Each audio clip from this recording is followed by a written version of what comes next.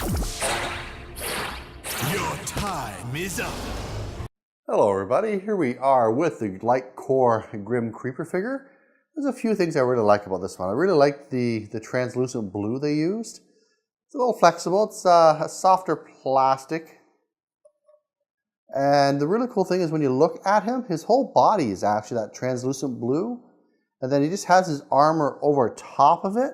But the armor is attached. It's not like you can take it off or anything. Oh, let's not try. But overall, you can obviously tell that he is of the undead element. I like that. He looks pretty cool, actually. Now, this is the Lightcore, and as you will see later on, he lights up pretty good. So there you go.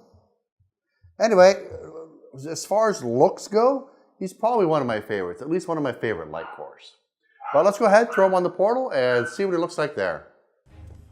Hello everybody, here we are in Swap Force, the newest Skylander game, and we have Lightcore Grim Creeper on. And we're going to go ahead and try out his starting attacks. So, hitting his Y button, 23, 23, crit for 35. Okay, well, we'll go ahead and pick up some of this money. And let's check out his other attack. The bell tolls. Okay, so it looks like some sort of teleportation. Oh, it hits too. It does actually hit 4 damage. Okay, so you pick where you want to go to. You hit the button. That gets your soul out. And then you hit again, and it'll go back. And it looks like it's hitting for 15. 15 and then 30 on the landing. Yep, we got a crit there at the end. So let's go ahead and take a look at his stats. Alright, the light version of Grim Creeper has 250 health, 43 speed, 6 armor, 8 crit, and 25 elemental power if you ignore the plus 70 he's getting from having all the other Skylanders from his element added to the game.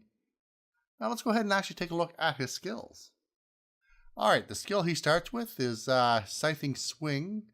Press Y to swing a ghostly scythe at nearby enemies. Alright. Next up we have Ghost Form. Press A to separate from the armor. Touch up to 2 enemies while in Ghost Form to mark them. Press A again to attack them with living armor. Okay, so that's what was happening, because you're actually just attacking twice. Okay. Poltergeist Scythe.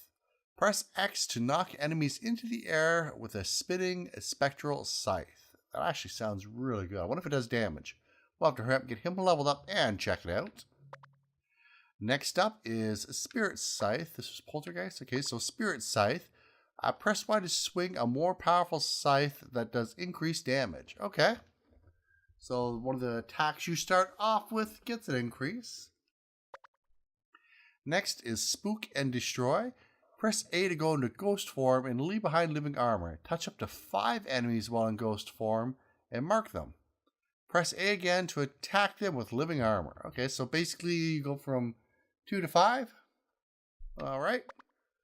Next up is Armor No More. Living armor does increased damage when it flies back to Grim Creeper. Those pointy boots hurt. Okay, well let's go ahead. We'll look at the Soul Gem. A ghostly ally appears from defeated enemies that will seek out and attack other nearby enemies. That sounds pretty cool. I wonder how long he lasts. And does he really look like Casper? Okay, we'll go ahead. We'll look at the fork. We'll start off at the top. So, Sphere of Fear. That needs like an echoing sound. Anyway, hold X for a short time to spin the scythe in a larger area and repeatedly hit enemies in the air. Into the air, sorry. It sounds pretty good to me. Next one is Grave Danger. Critical hit is increased. I wish it told you how much.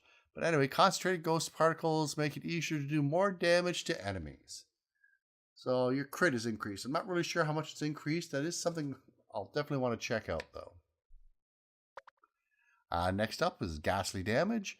All attacks do increased damage for a short time after enemies are hit by living armor. Okay. Let's go ahead and check out the bottom one. It's alive! Press A to go into ghost form and leave behind living armor. Living armor will attack nearby enemies when it is attacked. So basically your armor attacks back. It'll be interesting to see if while you're in ghost form, if you're vulnerable to being attacked or not. Alright, Haunted Hell. Press A to go into ghost form and leave behind living armor. Enemies between ghost form and the living armor take damage. Okay. Soul Sampler. Regain some health for each enemy hit by Spook and Destroy. Which is this one here. Press A to go in the ghost. Okay, so this is the one that gave you up to 5 targets. So yeah, once you get that upgrade, you gain a little bit of health. I'm not sure how much, but we'll have to find out. Anyway, that's our first look at Grim Reaper, the Lightcore version. And as always, if you enjoyed the video, make sure to give it a thumbs up and subscribe to the channel if you want to see more of these. As always, I'll see you later. Bye-bye.